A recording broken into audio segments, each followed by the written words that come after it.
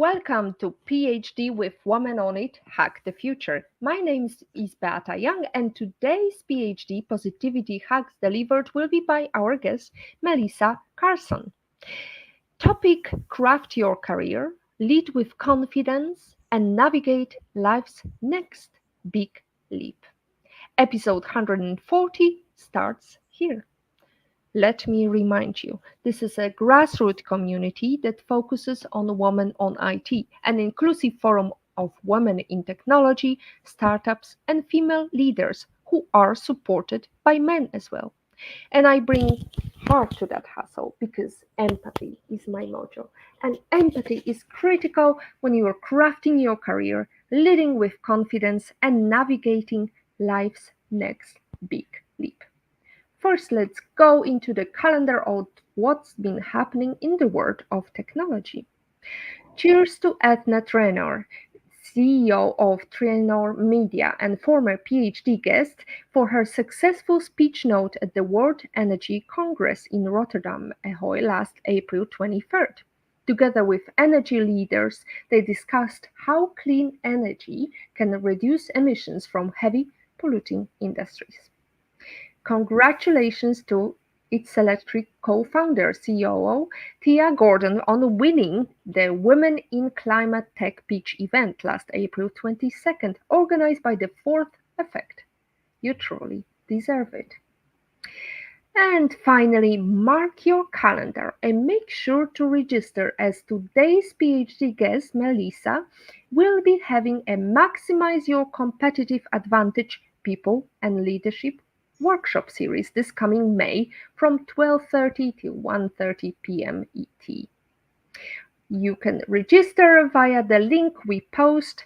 However, stay with us because we've got some things to discuss today. Craft your career, lead with confidence, navigate life's next big leap. Feeling stuck in a dead-end job? It's time to break free from all those doubts that have been holding you back. It's never too late to pursue your dream career. Join us on an inspiring journey to break through career barriers and unlock the secrets to a successful career transition. Join us for a discussion with Melissa Carson, the founder of Canopy Strategies. Melissa, a former HR leader at Accenture and EPAM, now focuses on coaching and advising. She's also an author, passionate about aligning people's strategy with business goals. Take advantage of learning how to transition your career smoothly. Talk to us, make some comments, give us a little bit of heart because it always improves our visibility, and by sharing is caring, you can contribute to our network. Melissa, let's start with a simple question. Where in the world are you joining us from? Thank you. I'm excited to be here. I am in the US on the East Coast in the state of Delaware. Beautiful location. I'm joining from Providenciales, the most vibrant island of Turks and Caicos.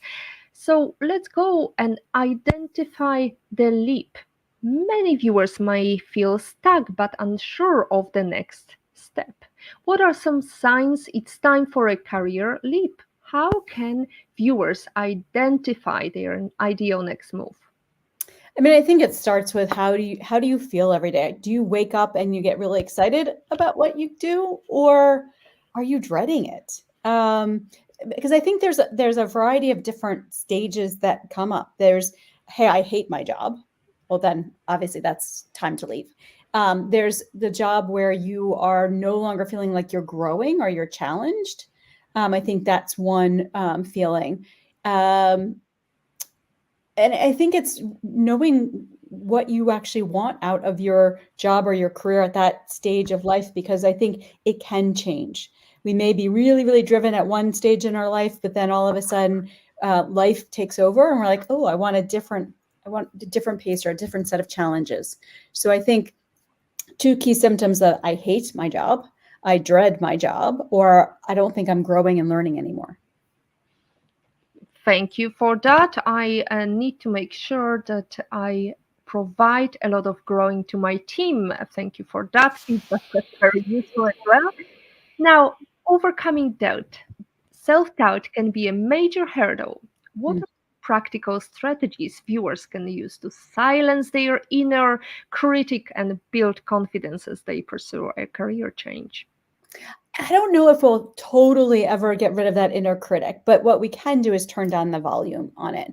And I think one of the exercises that I've done in some workshops that I think is helpful is to write down a list of 10 I am statements and about yourself, about what are you really good at? And what are you passionate at, or where are you on that journey that you want to almost believe that you're already amazing at those? And then read that list out loud as if it is your best friend or somebody that you look up to. And when you look at that, your list, a lot of times you're like, wow, I am pretty kick-ass. Like, I am really good. And so I think sometimes we need that um, boost of confidence. I think the other thing that really helps is asking other people or reading our performance reviews in some cases of what people say and actually believing it. Because sometimes, as you know, particularly for women, sometimes we believe, oh, they're just saying the nice things. We don't actually believe and internalize the good stuff. We just focus on the, hey, you can be better at X. And so I think that that inner critic is probably good in some ways because it pushes us just a little bit further to do a little bit more, but we need the volume at the right level. Volume at the right level. However, when you read performance reviews, there is not just the beautiful things about you. There are some critical things that need improvement. Do you believe focusing on them and improving them is the way forward, or just thinking about the positives and building on that? I think it's an and for two reasons. One, if you go back to Marcus Buckingham and the strengths revolution way back when, we know that we can increase our performance faster on things that we're already good at. So we definitely want to, accentuate those and do more of those. But when we get constructive feedback, either we're not doing something well, or to get to the next level, you need to do this differently. I think we need to listen to those insights and then decide, do you think that that's actually true? How true is it, particularly if it's negative feedback? Usually there is at least an ounce of truth in it, even if we don't want to believe it. So finding that ounce of truth and then saying, okay, what am I going to do with this? So I think it has to be an and, because if we totally ignore it, then we're living, and driving with a lot of blind spots. Driving with a lot of blind spots, it's critical to know yourself. What are other strategies? I mean, every day we can wake up and think about some positive things that's happened in our world. Would you advise on that, or is there a different view? No, I mean, I think everybody's going to have a different strategy. Some people are really focused on doing a gratitude journal in the morning or in the evening. And I think that's really positive. One of the things I got into over the past, probably about a little over a year ago, was I have some affirmation cards that just help me reframe for the morning of what do I want to think about? How do I want to think about the day?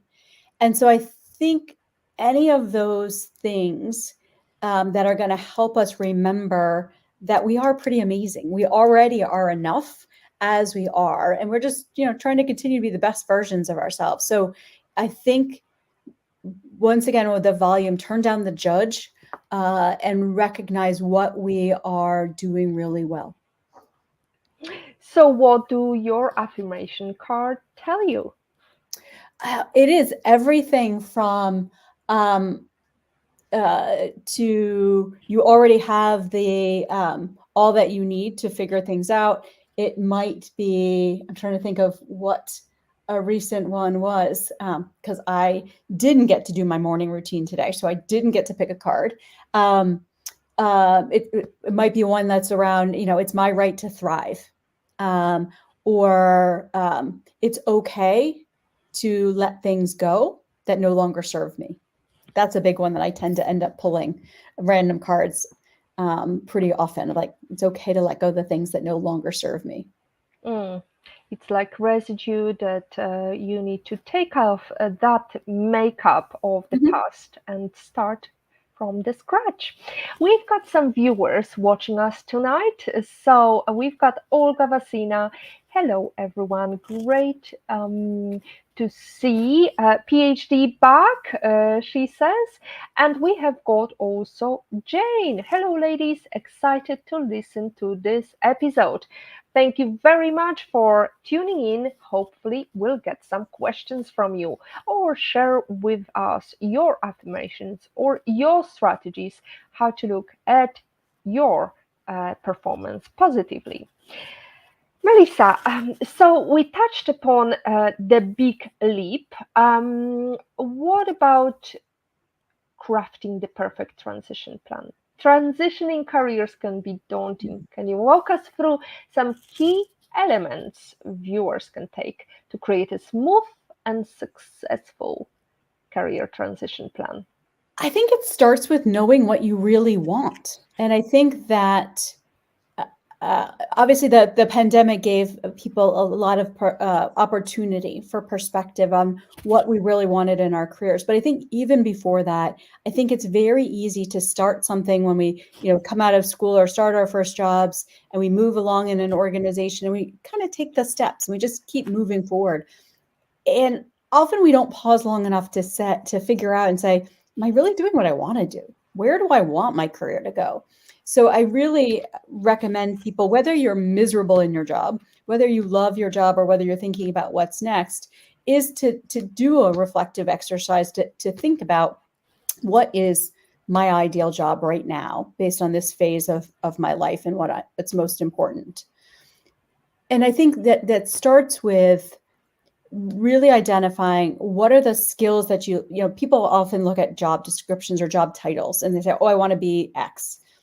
I actually recommend people don't do that. Focus on the activities that you really get a lot of energy doing and that you're good at. Usually those go hand in hand, but that those activities, because those are going to drive where you're going to have your highest performance usually. And craft that out. Think about the environments when you work best. Think about the people, the types of people you want to be around, where the growth opportunities and things. And so really map out what are you looking for before you actually start looking. Because I think one of the things that we do quite often is look at a job posting on LinkedIn or Indeed or some other site and we say, oh, well, do I have what it takes to do that job?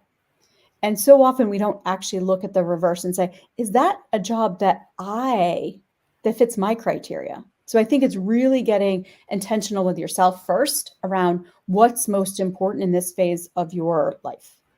Mm. And what about tenacity? What about doing it every day? Is there a key element to that I think, transitioning? yeah, I think you have to be in that mindset of that, hey, I'm focused on what is next for me. And, I was speaking with somebody earlier today and they were talking about the challenge in the job market right now of just,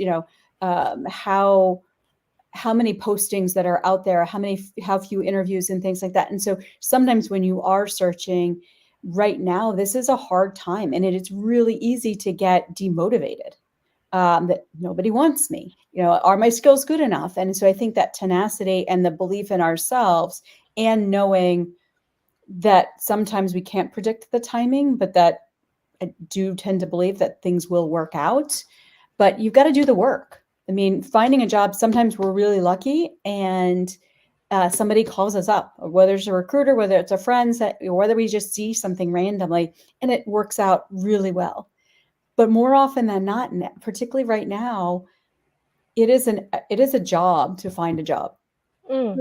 We talked about it, finding a job and having a job or finding a job with our previous speakers. We talked about how to prepare for that transition and how to have good tools. And we talked also about the fact that quite often recruiting companies are using automation when it comes to going through CVs.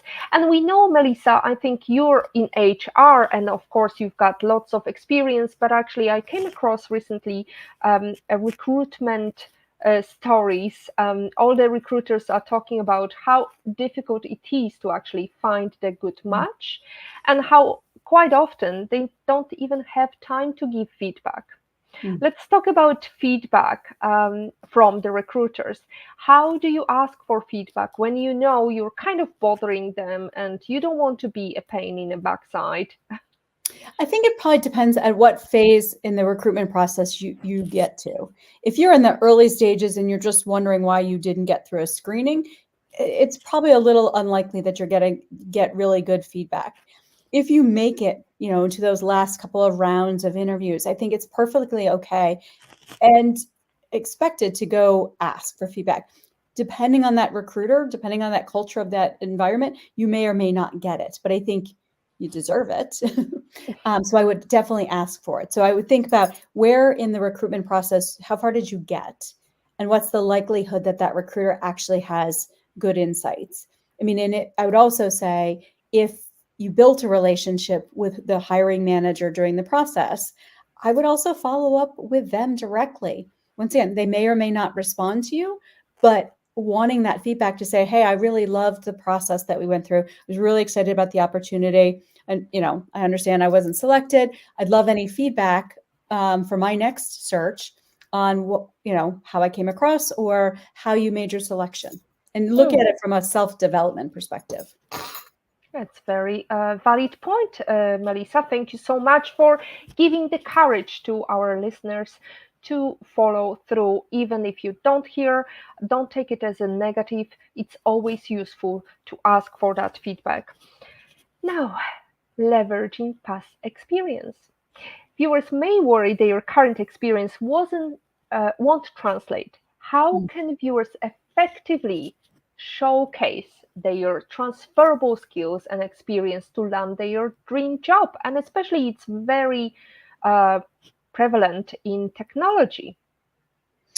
I think it's a really good thing. And this comes back to when you think about your ideal job, it's around the skills and activities that you like to do and that you're really good at, because you may also pull some things from your personal experience that you'd say, you know what, if a job requires high level of organizational skills, you may have some job examples from your last role or a couple of roles earlier, but you may also have a more recent one from maybe a volunteer activity that you're part of, a board that you're part of, that you want to pull in. So it's tempting, if you're going through a hiring process with a variety of companies, to really have a generic set of answers.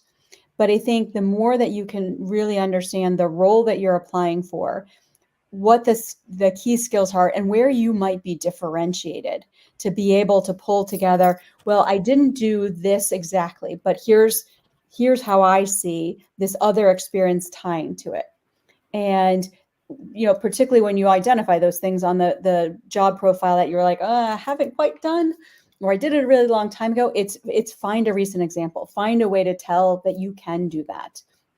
And that just brings up a critical point of just job postings in general is, and I don't know what the exact numbers are, but the research shows that if there's a job posting, a woman expects that she needs to really meet 80-90% of the expectations on there before she'll even apply, whereas in many cases our male counterparts will take a swag at it and like, okay, I can do this. And I think that's where we also have to trust ourselves to say that we do have those skills. We can learn, we can bring our past experiences, even if it doesn't look exactly alike, and know that most job profiles out there are written for that purple unicorn. And most of the time, you're not going to find that person who has all of the things on there. So if it's something that you think you can do, go for it. Mm.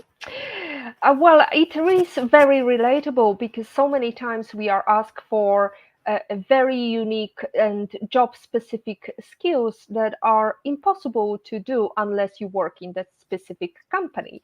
So, how to convince the employee that you can learn that? I think find another example where you've had to maybe pick up something that you didn't know, and what that expectation was, what was your strategy? Was it you went to YouTube and figured it out? You took a course, you did reading, you found a mentor? how did you do that? And how can you directly relate it to what you would need to do to be successful in this current opportunity? So paint the picture, tell the story. Paint the picture, tell the story. And now let's paint the picture, because we have a challenging question that many of our viewers and many of people who were talking to recruiters said, I have no idea how to answer that question. And the question is, how do you imagine your first days in the work? That's interesting. I think because, I mean, if I were the hiring manager, the answer I would be expecting or hoping to hear is, I'm going in this to learn about this organization and listen a lot. And then I want to make a huge impact. Depending on what the role is, you may be really thrown in day one, but I want to hear that you are trying to figure out how do you fit in and how do things work there, and not trying to change it necessarily right away, but find a way to blend and what you can bring to that table, and getting to know the people around you. Getting to know the people around you. And also, there is another, you brought the study. It talks about women who are not applying to jobs until they fit 90% of the job description. That actually is McKinsey. Quite often we like to quote this research. However, there is also another research that shows that women are either too weak or too strong, but never just right, because we seem to be too combative when we say no. We seem to be too weak when we agree with something. So we just can't win, can we? Yeah, I mean, I think that's really hard. And I think, but it comes down to the culture of the organization, at the end of the day, of what's okay. And we have to know ourselves first. I know I can be a very direct person. I know I can be a very impatient person. I know how I can show up, particularly if I'm not on my A game. And so being aware of being able to read the room of what is most appropriate. Now, there are situations where you may just have a bunch of people who don't want you to be successful. It's possible.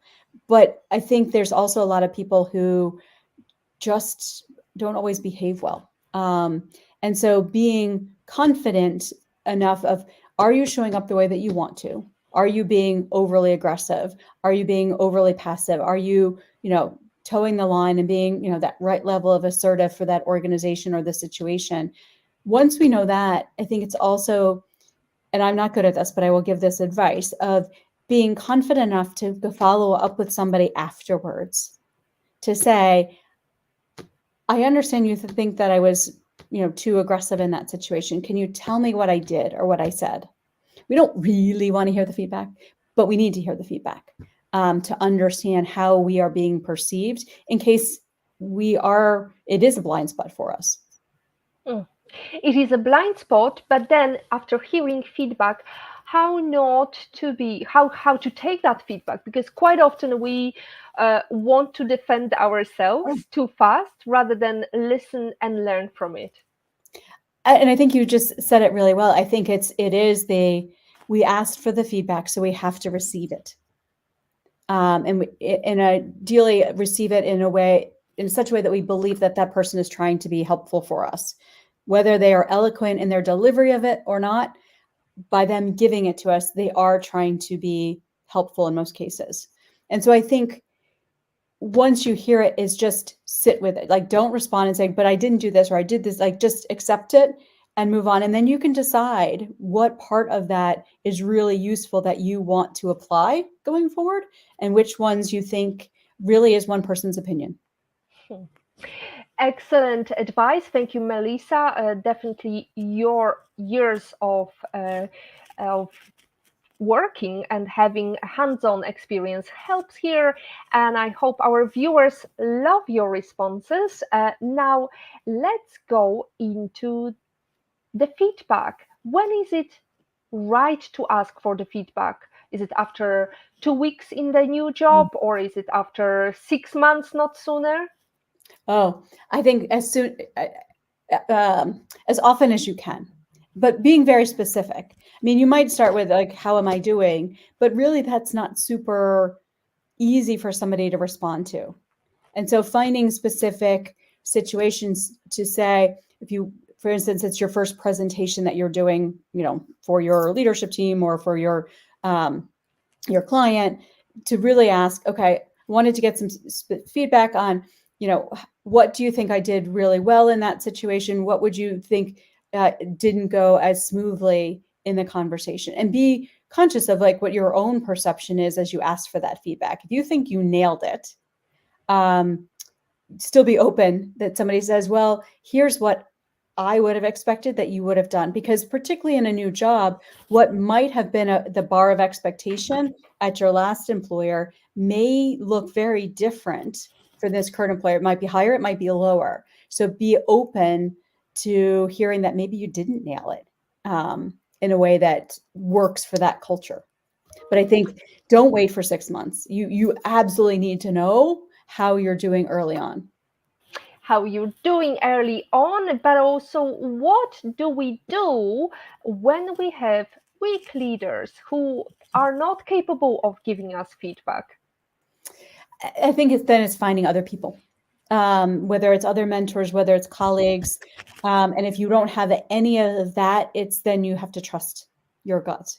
And over time, you also have to decide, if you have a bunch of weak leaders that aren't going to help you grow and aren't going to create the environment that you want to be a part of, then ultimately you may have to make the decision that that's not the right team to be on or the right organization to be part of. But we absolutely need the feedback, and or else we live with the blind spots, or we do stupid stuff that gets us in trouble that if we had known that we were doing it, we would have changed. Mm. So it's time for another transition, in other words. Now, Exactly. building leadership potential. Strong leadership is critical for career advancement. What are some actionable steps viewers can take to develop and showcase their leadership potential, even in their current roles? I think it's being willing to be a problem solver, take on the hard things and I'm not saying pick up all the hobby projects, because to some extent that is many of our tendencies to say, okay, I'll say yes to help all these different things. But think about the situations in which you'd really love to do it, and raise your hand to say, hey, I will lead this internal initiative around X, Y, and Z. So take that opportunity if it's something that you're passionate about. But thinking about within your current role, is there somebody on the team that you see as struggling that you can take under your wing as a mentor, or as a mentee? Is there something that you can do above and beyond that helps move a project forward that maybe you're interested in? So how do you show that you are thinking more than just in the box of your day-to-day job, but really thinking about the broader team and how to make the team successful? I think it's also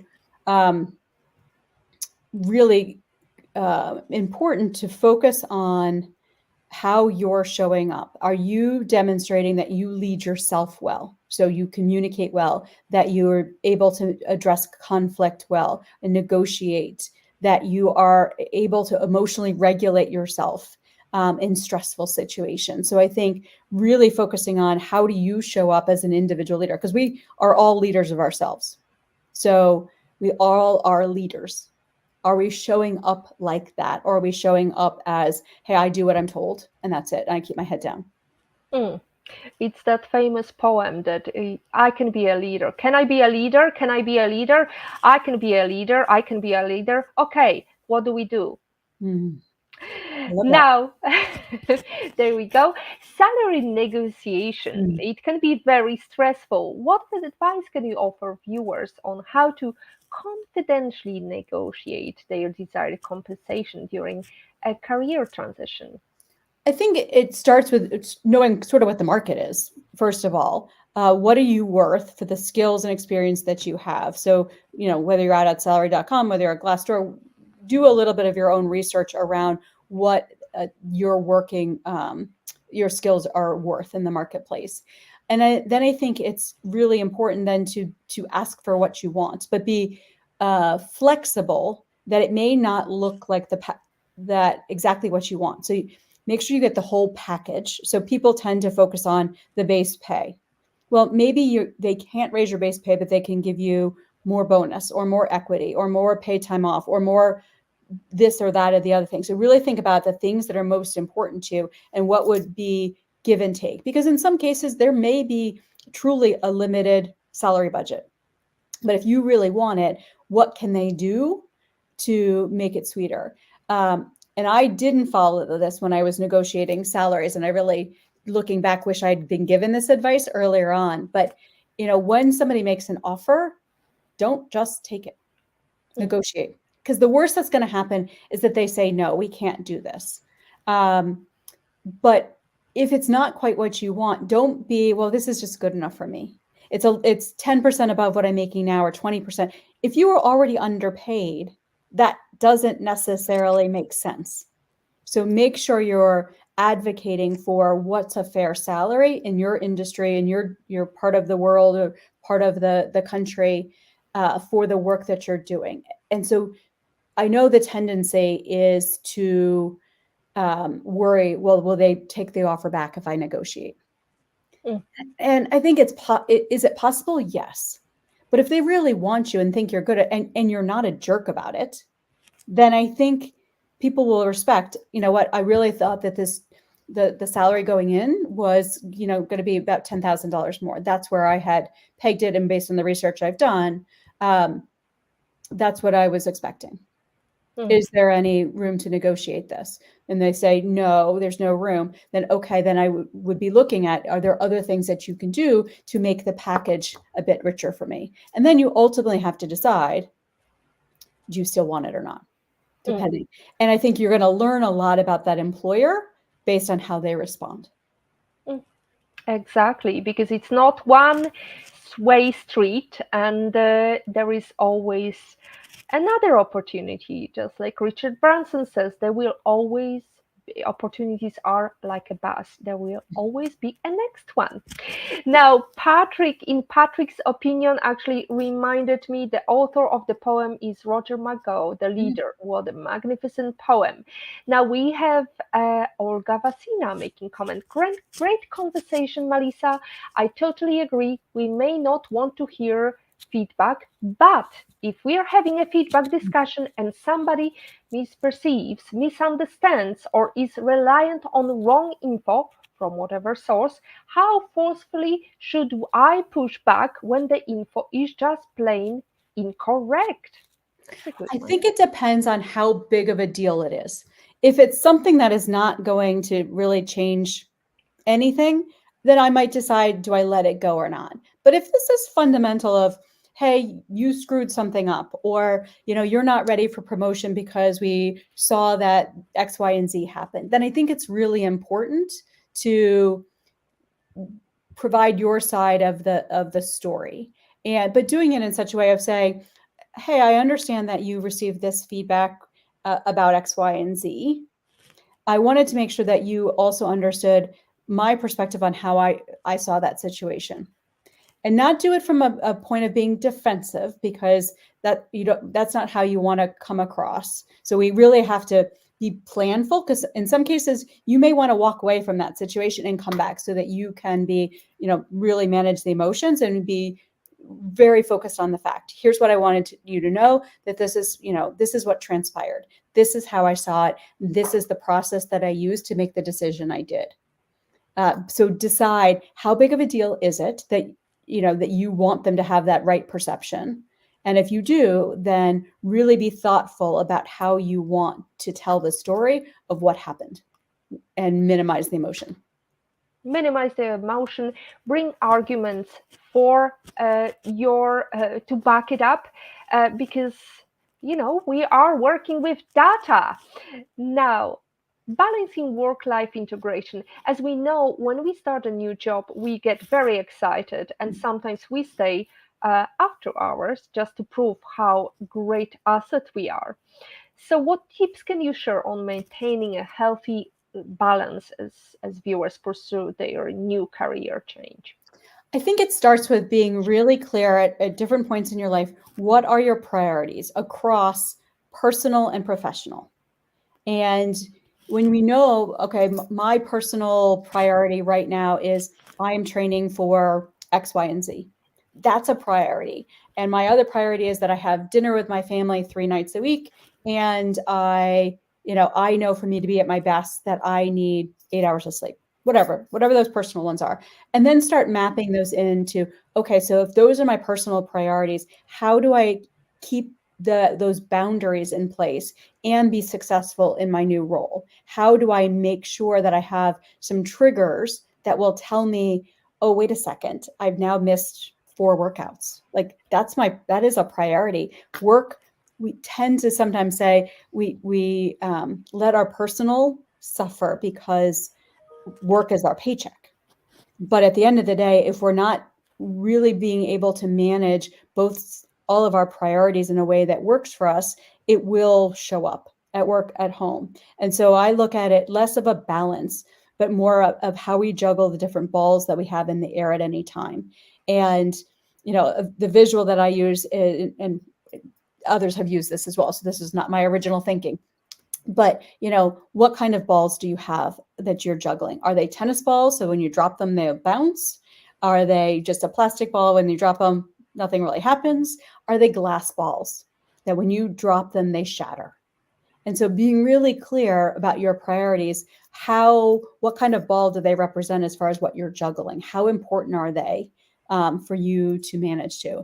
And I think when you're going in and interviewing for a new job, being balancing how you have the conversation about what's that culture of that organization around how people work.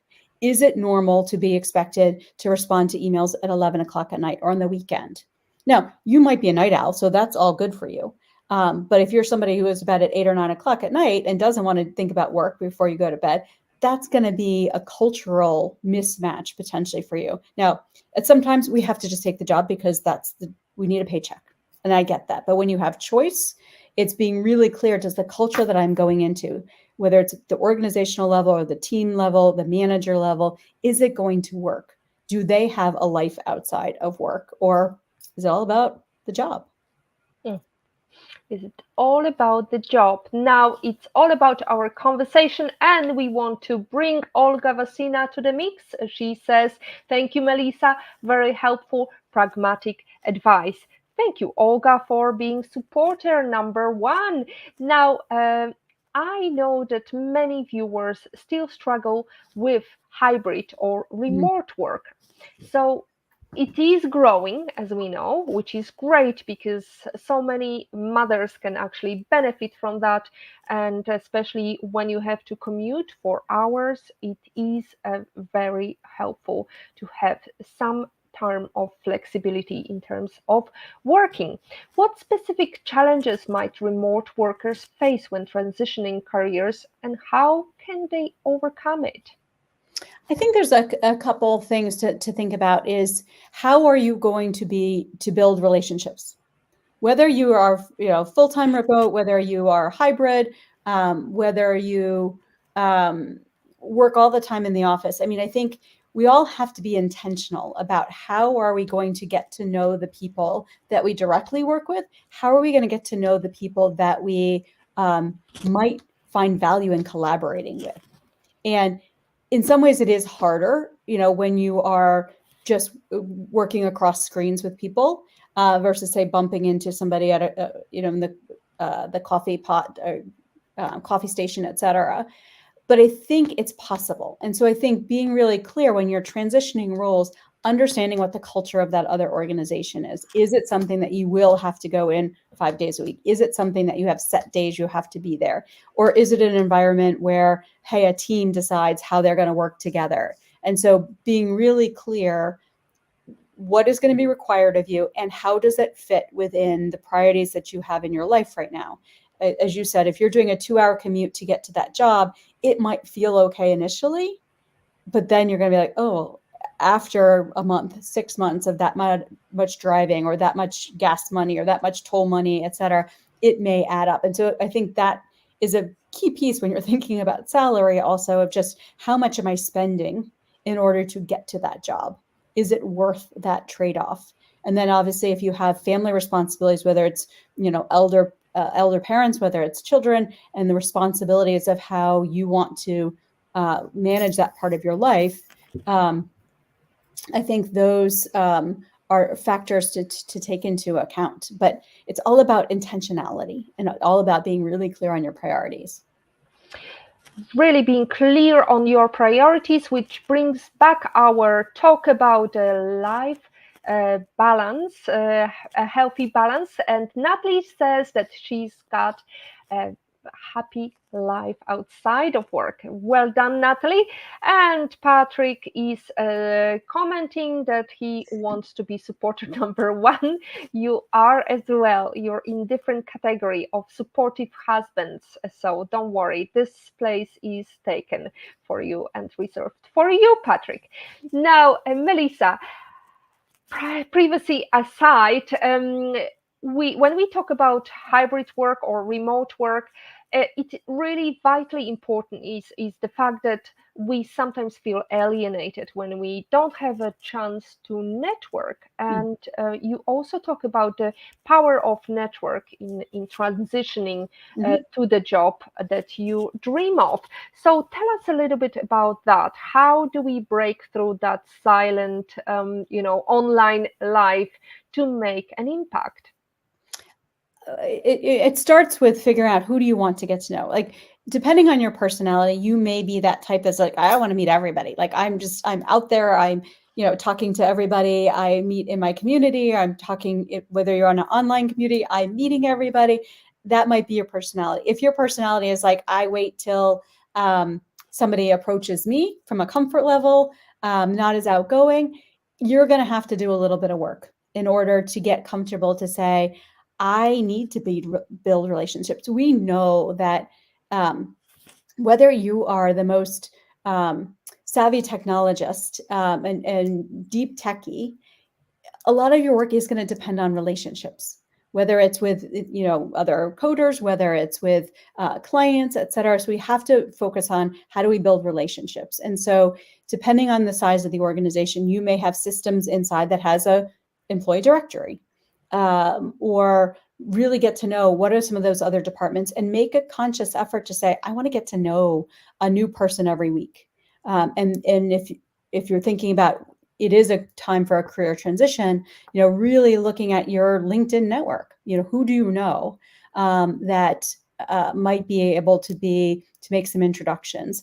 And really then also thinking about your personal network around whether you have kids that whose parents you meet at, the soccer game, or you are involved in a hobby, think about those people as your network and get to know them and know a little bit what they do, and not be scared to say, oh, by the way, I'm thinking about a career transition. I'm really looking at this kind of work that I want to do. Do you know anybody? It is uncomfortable. I'm not good at it either, but asking for what you want, because to a point that was made earlier, when we don't ask for what we want, there's a guarantee no. There is a guarantee no, because nobody's going to answer if you don't ask. Now we have Patrick making another great comment. Melissa, is there anything male bosses invariably or quasi invariably do wrong with women employees, which we ought to be careful about? And he says, feel free to mansplain to me.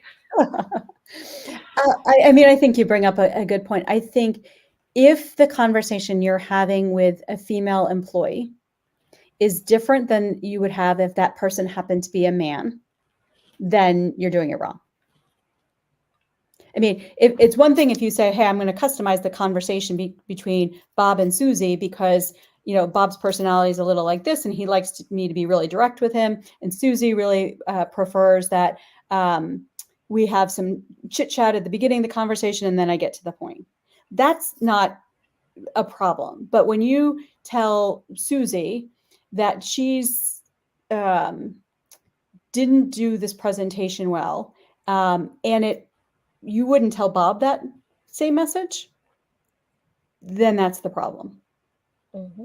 And I mean, it goes further between the genders. It goes to race and culture, ethnicity, any of those other, or somebody who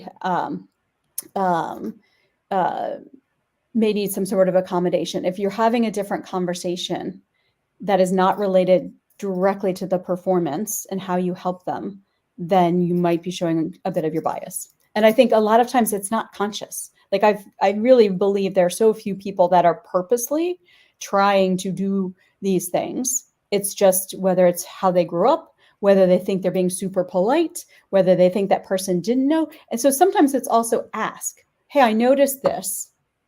Would you be interested in a perspective on it? Mm. Thank you, Melissa. Thank you, Patrick, for asking and making comments. And now let's talk about your great workshop, but also about the ideal job worksheet that you prepared for us, because it is helpful when you're looking for your next role. Tell us about why do you believe everybody should check it before they start their transition? I think this goes to the perspective of it's very easy for us to go through the motions and say, because I was doing this piece of work, I was a technical architect, I was a project manager, I was this, I'm going to go look for exactly the same thing and just start looking. But I think there's an opportunity to get a little bit quiet with ourselves, because we don't usually get a lot of that, and say, what do I really want? And sometimes that's a really hard question. And so I think this exercise, this worksheet, is a combination of a variety of conversations that I had with different people. Like, okay, well, I would think you want to think about this, and I would think about this type of thing, and think about these types of things, and sort of pulled it all together into one worksheet. And I'm sure there's other questions you can ask yourself, but these will give you a framework of really identifying what is most valuable for you right now. Whether that means you decide to stay in your job because when you look at some of the criteria, like, actually, my current job is pretty good and meeting these different things. I just need to make this one tweak here. Or it's, hey, my organization's perfect for me, but the role isn't anymore. Here's what I need to do in order to feel like I'm growing, or to not be struggling with my manager. Or I really want to think about a different environment or a different type of work. What could that look like? So easy worksheet to do. I advise you grab a cup of coffee or tea or a glass of wine or a beer and sit there and, maybe go to an alternate location, whether it's a local coffee shop or go sit at a bar somewhere and fill it out so that you can actually be in a different kind of space. That's what I find, is that I can't do sort of the creative thinking or reflection sitting at my office desk. Like, I need to change spaces. Mm. And now let's talk about the books you have delivered and how they can help whoever is looking into career progression. Yeah, so I realized when I went out on my own in 2019 that I actually liked writing, and got into the habit of really putting content out on LinkedIn on a daily basis around what I was thinking. And over time, I realized I had really talked about three themes. One, about how do you lead your career? One, how do you lead yourself? And so I pulled those pieces of essay type work into these guides, and it's all about that there isn't perfect. We believe at times that there is a perfect job, and there might be, and I very purposely picked ideal job worksheet versus perfect job, because there's not a perfect, but what is ideal for you right now? And so there's the one of the perfect job, there is no perfect job, because there's not, but there's all those components that you can make it perfect for you at the time. And then the other one is, a perfect life is not the goal, which is really around, how do you live your life? How do you love the life you are living right now, and recognize that everything we do is a choice, whether we decide to stick with status quo or we decide to create change. Status quo is a choice. Now, we might have a lot of bad options as choices, but when we really recognize that we have made a choice, at least we feel empowered by it. Hmm.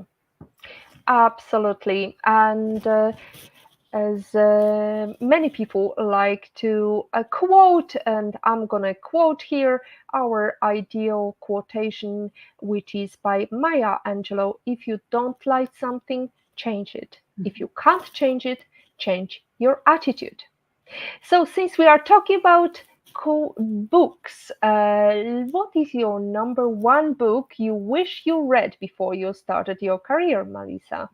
Ooh, one that I won't get the title exactly right, but that I have recently read that I think is a book that most of us should read. Annie Duke's most recent book, Quit, is really good of knowing the signals of when it's time to walk away. And I think it gives us good things when we think about our career of what are those triggers when it is time to make that choice. What are the triggers in a relationship that it's time to walk away from the choices? So that is one that I think would have really helped me during my journey of knowing when it was the right time. And what we often find in her research shows is that usually we wait too long. There's very few situations where we, are past the situation. We look back and we're like, oh, I made that decision too soon. Usually the answer is I waited too long. I waited too long, and you have one life, so you should not have regrets. And Yes. as Cindy Gallop says, don't look back. You're not going that way. So let's, since we are talking about quotations, what is your number one quotation, your life lesson quote, and how did it change you, Melissa? The one that I'll go to, and I keep it on a mouse pad on my desk because I think it's so critical. And it says, if you want something you never had, you have to do something you've never done. And I think it pushes us to recognize I'm not going to be that leader I want to be. I'm not going to be the marathon runner. I'm not going to go climb Kilimanjaro. If I have never done that, so I'm going to have to change my habits. I'm going to have to change my behaviors to get there. And so that's the push that I often need, particularly when I get discouraged about, hey, is my business growing fast enough, or am I, making progress on my strength workouts fast? Like, I have to realize that this is new space and challenge myself. Like, am I doing the work or not? Am I doing the work or not? Or actually, as another great quotation I'm going to bring here, which was suggested by Racy, who is in production. Thank you, Racy. The difference between successful people and others is not a lack of strength, not a lack of knowledge, but rather a lack of will, Vince Lombardi said. Now, Melissa, we talked about the life lesson quote. Now, I'm wondering, who is your favorite person you would like to meet for a private breakfast? If you could choose any location and any person, who would it be, and where would you go to? And that's a good one. And I know I thought about this and I had a really good answer. And now I'm thinking, like, who is that person? I'm going to tell you, Indra Nooyi, former CEO of PepsiCo. Oh, yes. Indira Nooyi, I might pronounce her name wrong, Indira Nooyi, because I don't think we heard that much about her while she was, I mean, maybe I didn't pay as much attention to her impact while she was at Pepsi. But since she has left and she's written books and she's out there, I just think her stories are so rich. And being a woman CEO of a large organization, not being white, I think all of those things made it an interesting story and an interesting challenge. And I just would want to know all the different things. She's publicly talked about a lot of it, but I think I would want to dig in deeper of, like, what was really hard? What are you, several years out from that role, what do you wish you had known going into it that you now know, or what would you have done differently, are always the questions that I like to ask.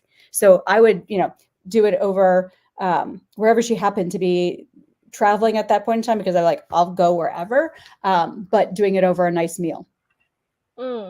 Well, Indra is actually the one who said, don't be fooled by when they say women can have it all. They can't have a career and raise children.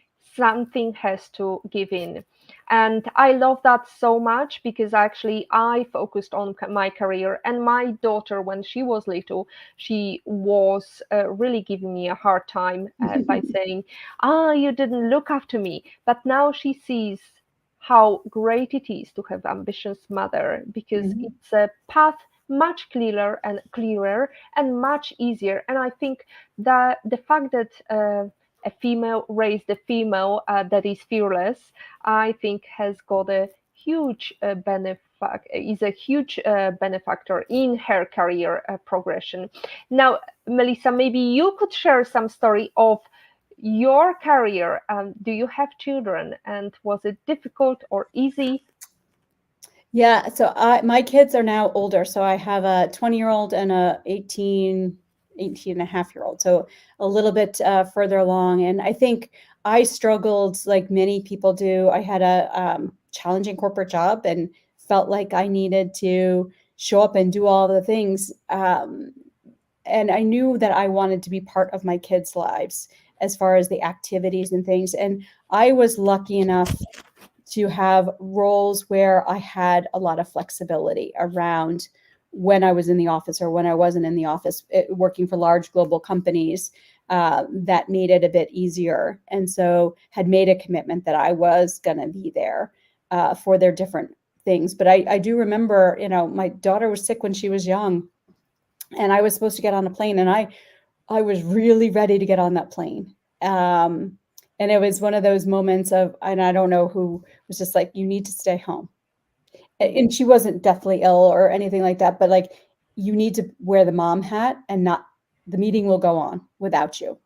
But it's hard because when you are a hyperachiever, you feel like you're letting people down, or that work thing sometimes has to be first. So that's where the anchors back to, what are your real priorities? How do you make decisions so that it's easier every time, of not thinking, okay, and which of these balls is glass and which of these is tennis? And in that example, she was the glass ball, and the work meeting was the tennis ball. I didn't have to be there Mm. much as I Now, wanted to. now, I think this next quotation by Eleanor Roosevelt is very relevant to many mothers' world when we have to juggle with lots of things and lots of pressure. Because Eleanor Roosevelt once said, "Women are like tea bags. We don't know our true strength until we are put in hot water." So, how are you in hot water? How are you brewing, Melissa? I think that is. I think that's right, because I think we can easily just go along, cruise along, if we're not pushed. Because as I think about it, I'm just like, maybe it is based on a personality, but I do think when women, moms, parents in general, we do get pushed, and we have to figure out, how do we make it work? How do we deal with that stress? And the things that we think sometimes we won't be able to get through, we do. We figure it out. And so I think I love that quote, because we don't know how strong we are until we actually push the limits. Not totally relevant, but I think I saw that this quote again recently of, David Goggins, who's former Navy SEAL, does a whole bunch of stuff. His conversation is like, when we feel like we're at the end, we've really only used 40% of our capacity and capability. And so I think that dovetails nicely with the Eleanor Roosevelt, like, until we start pushing those limits, we don't know what we can do. We know what we should do now, which is finishing the show, and that's it. Now let's finish on this great note from Melissa. To stay updated and ensure you never miss PhD, follow Woman on It and turn on notifications to be alerted. Next week we have no live stream. However, May the 8th, we are going to talk about building smarter cities. Thank you very much, everybody. That's it from today's episode. Stay strong and look for that transition. Thank you.